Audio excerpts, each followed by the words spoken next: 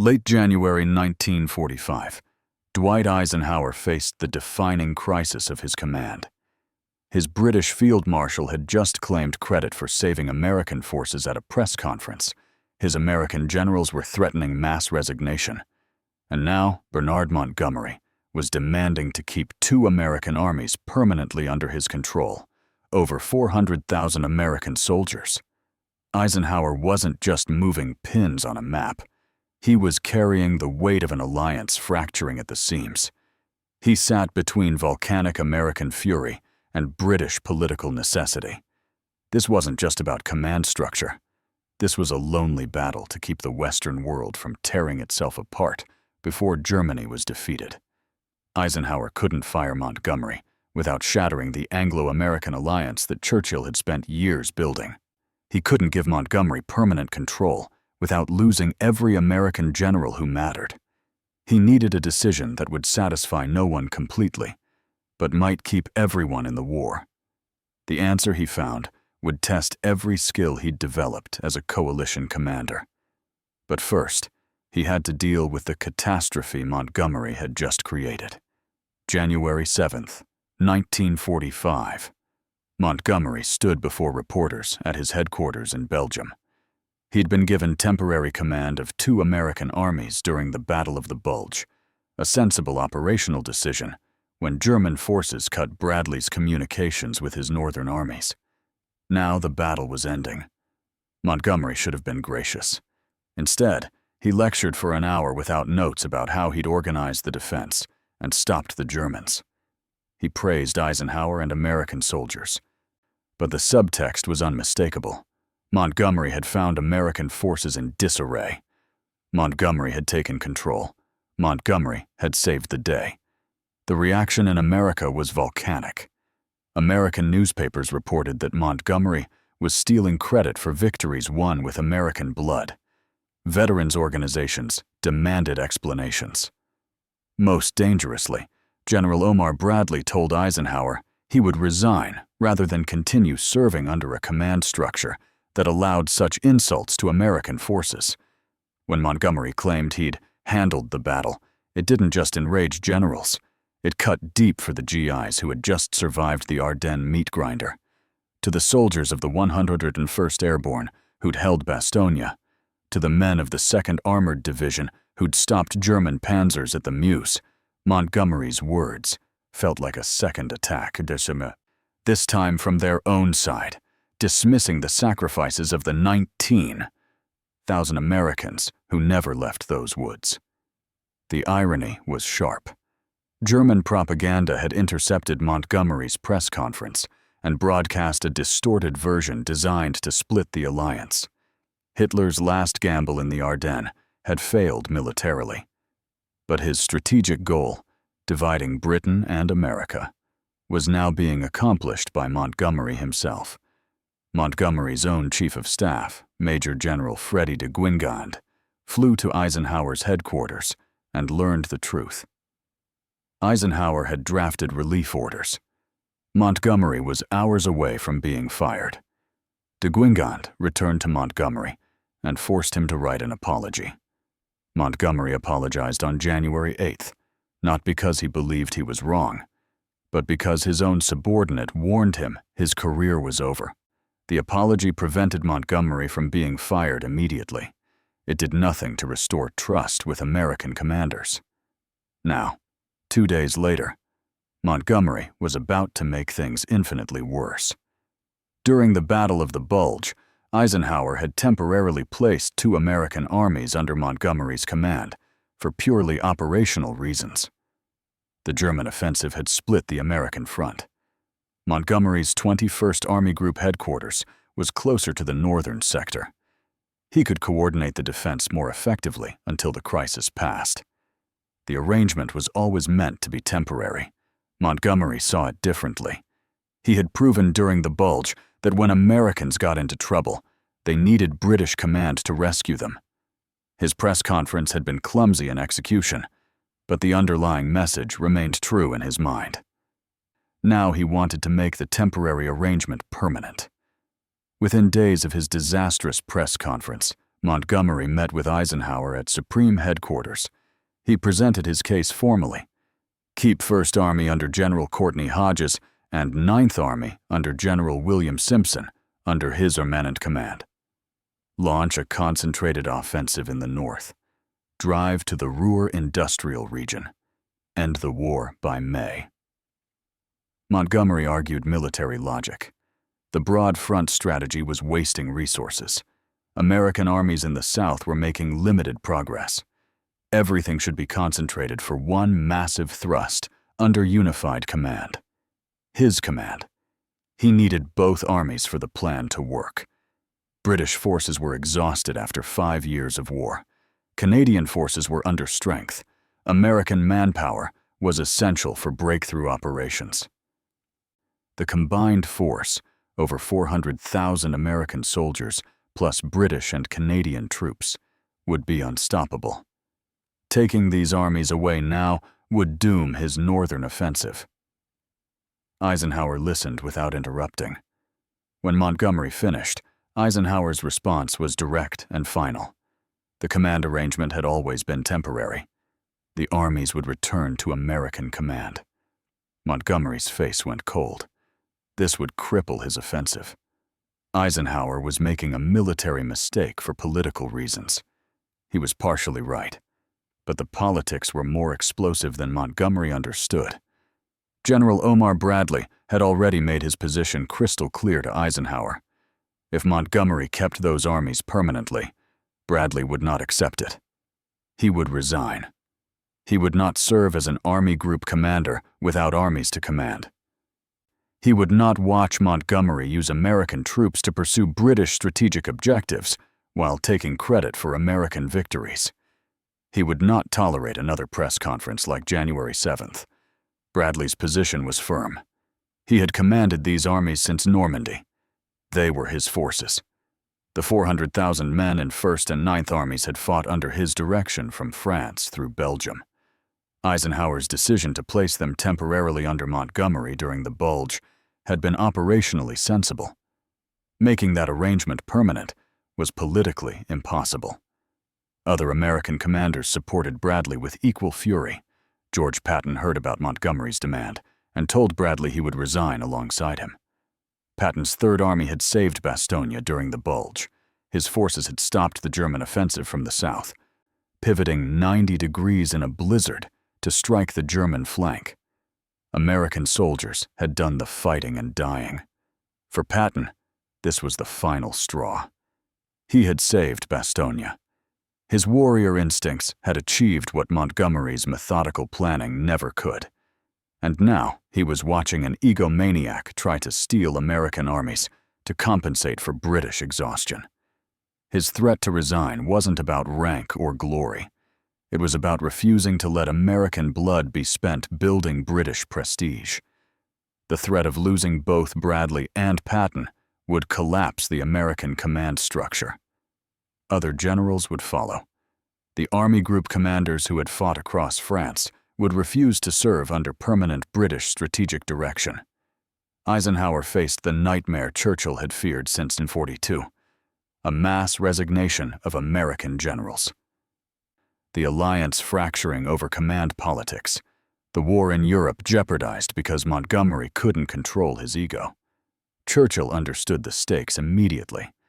If Eisenhower stripped Montgomery of American armies completely, British influence over Allied strategy would end. The final victory would be entirely American. Britain would be reduced to a supporting role in liberating its own continent.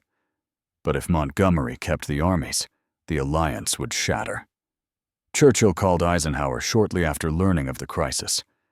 The Prime Minister was a realist. He understood power. He understood that by 1945, American strength dwarfed British capacity. But he also understood symbolism, prestige, and the need to maintain Britain's voice in Allied councils. He proposed a middle path.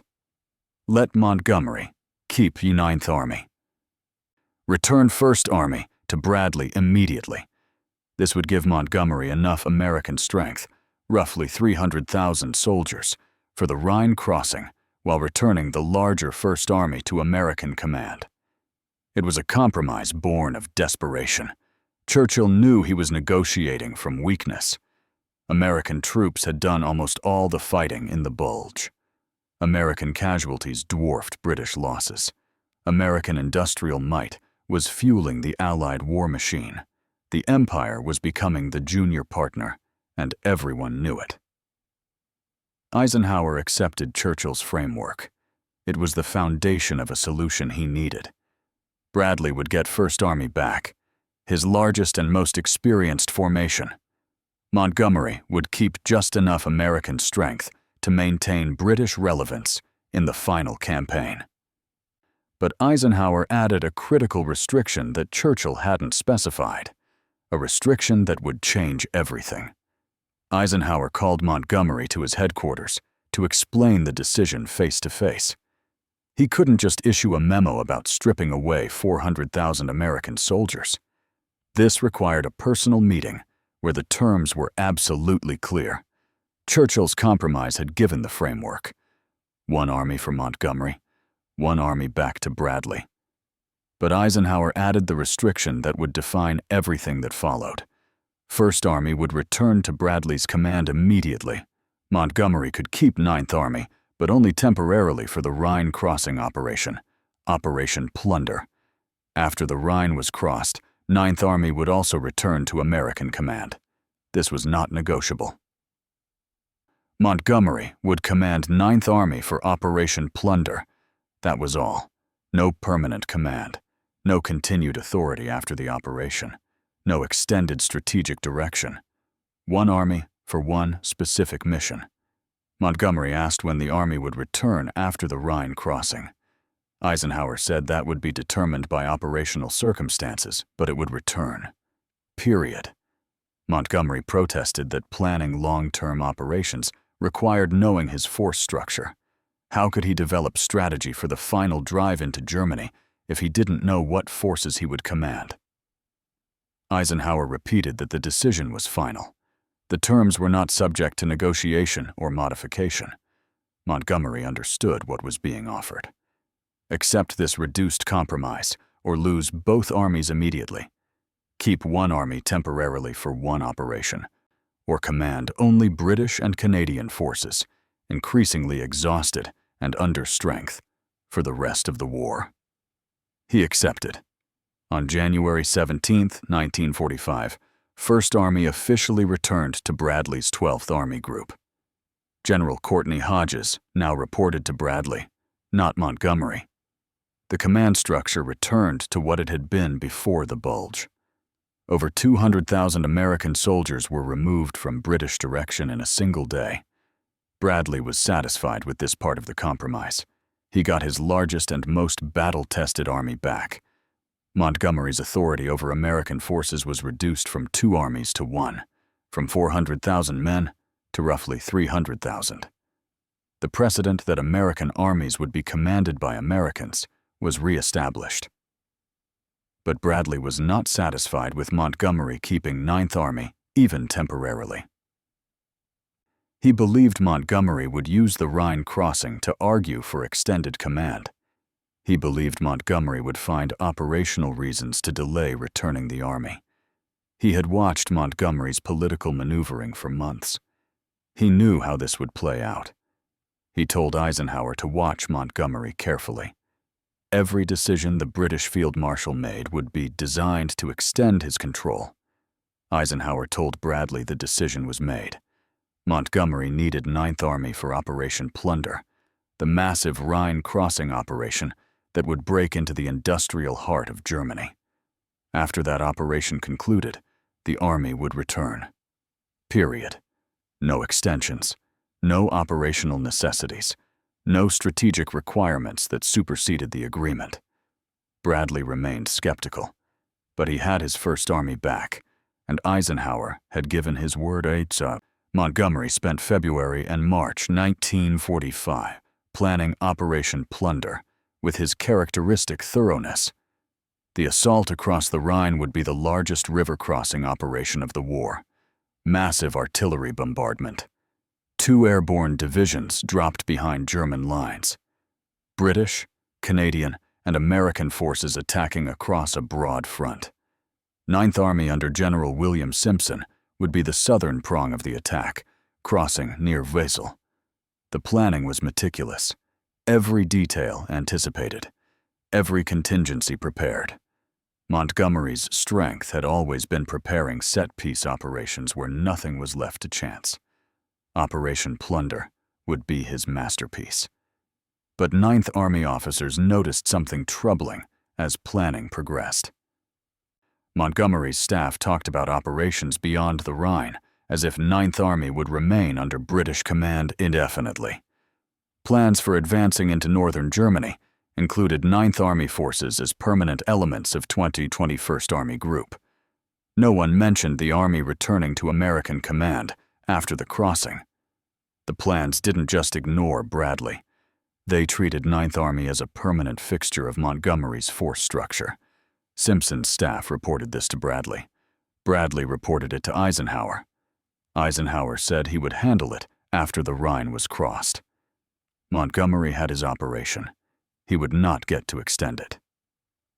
On March 22, 1945, Patton's Third Army reached the Rhine near Oppenheim, south of Mainz.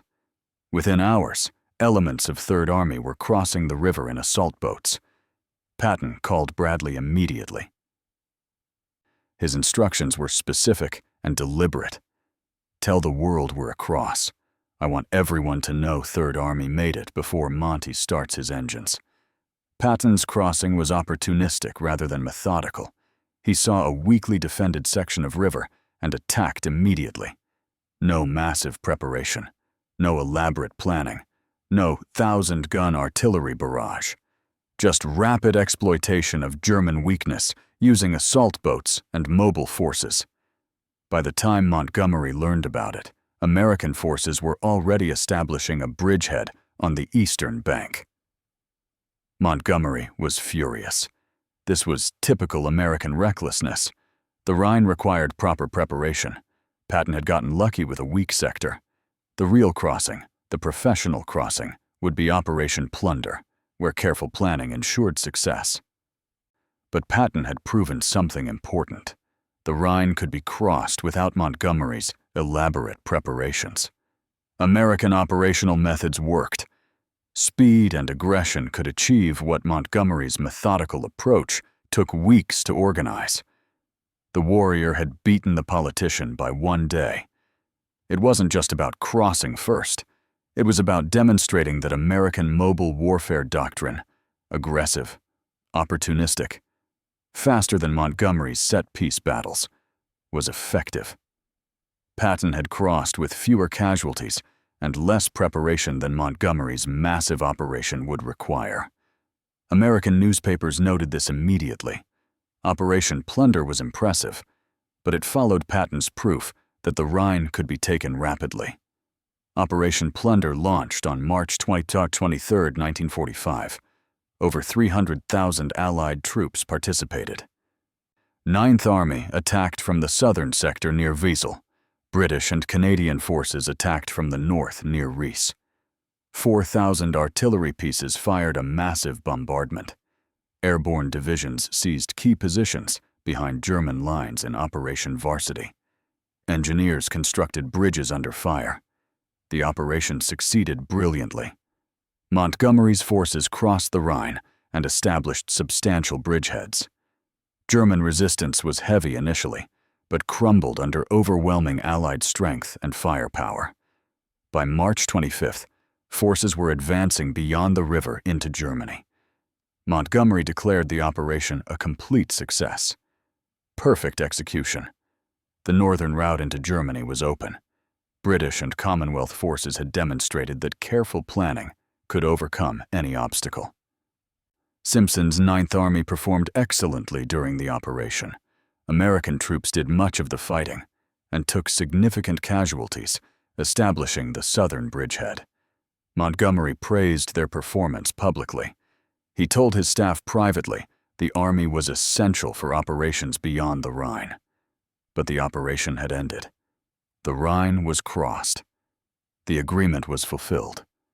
Now came the test of whether Montgomery would honor Eisenhower's terms. After the Rhine crossing, Montgomery's staff submitted operational plans for advancing into northern Germany and encircling the Ruhr industrial region. The plans prominently featured Ninth Army forces as essential elements. Montgomery argued to Eisenhower that removing Ninth Army now would disrupt operations already underway. The Ruhr encirclement required continued unity of command. Ninth Army was positioned to complete the encirclement from the south. Transferring the army to American command in the middle of active operations would be militarily foolish and potentially disastrous. Every operation, Montgomery explained, led naturally to another operation that required keeping the army under British command. Rhine crossing led to Ruhr encirclement. Ruhr encirclement led to advance into northern Germany. Each phase built on the previous one. Splitting command structures now would sacrifice operational effectiveness. Eisenhower saw exactly what Bradley had predicted. Montgomery was using operational necessity to extend his command of Ninth Army indefinitely. Every successful operation created justification for the next operation, which supposedly required keeping the American army under British direction. It was the same pattern Montgomery had used throughout the campaign.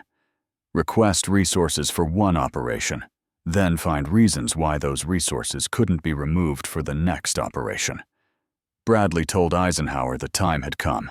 Montgomery had his Rhine crossing. The operation was successful. Now return the army as promised. No extensions. No special circumstances. The agreement was clear. Eisenhower agreed. The decision had been made in January. Montgomery knew the terms. There would be no renegotiation. On April 4, 1945, Ninth Army officially returned to Bradley's 12th Army Group. The transfer was final and complete. Montgomery commanded only British and Canadian forces for the remainder of the war. Over 300,000 American soldiers were removed from British command. Montgomery protested to Churchill. This would cripple his advance into northern Germany. Ninth Army had been essential to every operation since the Rhine crossing. Taking it away now made no military sense. The Ruhr encirclement was incomplete. The northern thrust was disrupted. Churchill did not intervene. The political cost of fighting this battle was too high. Britain's influence over Allied strategy had been declining steadily since D-Day. America's industrial might, manpower superiority, and growing list of victories had shifted the balance of power decisively.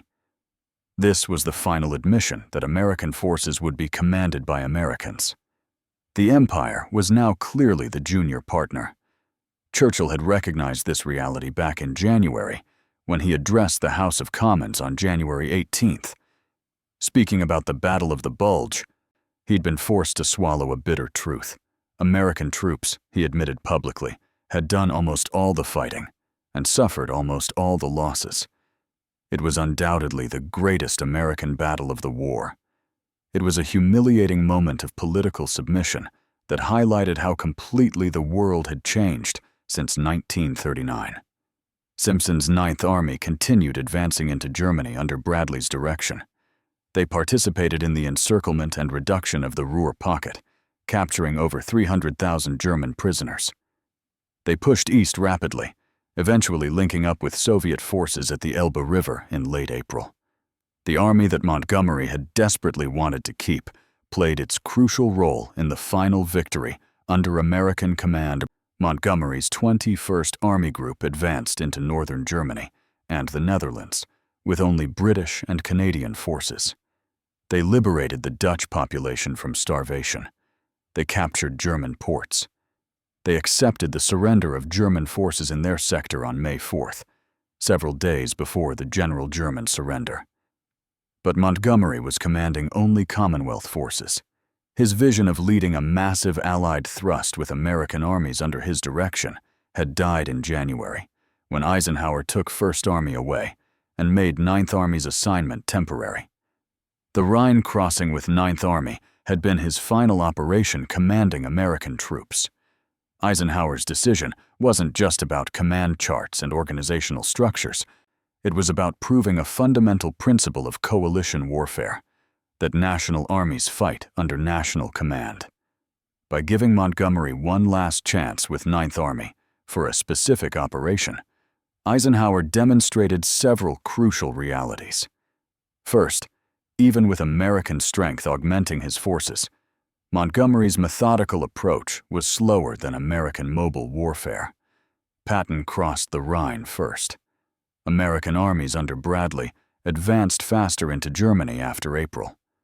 Montgomery, with Ninth Army, still couldn't match the speed of purely American operations. Second, coalition warfare requires trust above all else.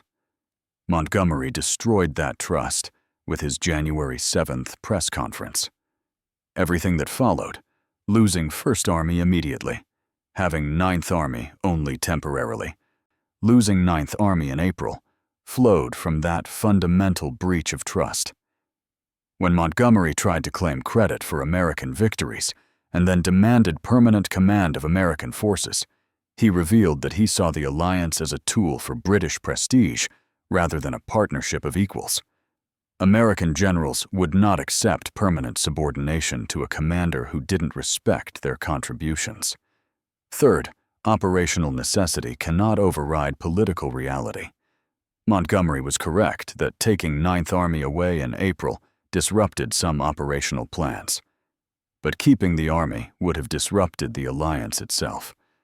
Eisenhower understood that maintaining Allied unity was more important than any single operation, no matter how well planned. The gamble of giving Montgomery one last chance with Ninth Army was calculated. 4 months earlier, Montgomery's Operation Market Garden had failed disastrously, despite intelligence warnings he ignored. Montgomery had called that failure 90% successful and faced no consequences. Eisenhower was betting Montgomery had learned from that disaster. He hadn't. When Montgomery tried to extend his control beyond the agreed terms, Eisenhower had justification to remove the army permanently. Montgomery had been given his chance. He had gotten his elaborate operation. Now, American armies would finish the war under American command using American operational methods. The story of how Eisenhower took command of 400,000 American soldiers away from Montgomery teaches enduring lessons about coalition warfare, trust, and leadership. Montgomery's vision of a great northern thrust, led by American armies under British command, didn't die in a German ambush or operational failure. It died in a press room on January 7, 1945. By claiming credit for American victories while American soldiers were still being buried, Montgomery destroyed the foundation of trust that coalition warfare requires. Eisenhower gave him one last operation with one American army. Montgomery tried to exploit it to extend his command indefinitely. He lost everything. The final irony is that Montgomery's desperate need for American forces revealed the fundamental shift in the Anglo-American relationship. Britain had begun World War II.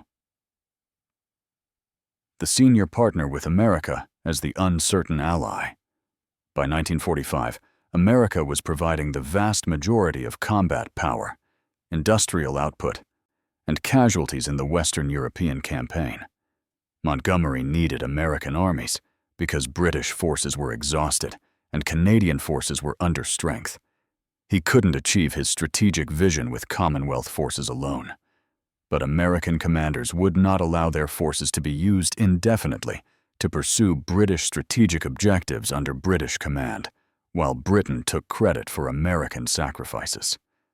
Eisenhower's decision to remove 400,000 American soldiers from Montgomery's authority, first 200,000 immediately in January, then the final 300,000 in April, was the formal acknowledgement of this new reality.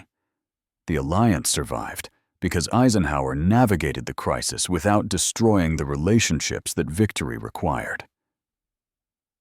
He gave Montgomery enough to maintain British pride while ensuring American forces remained under American command.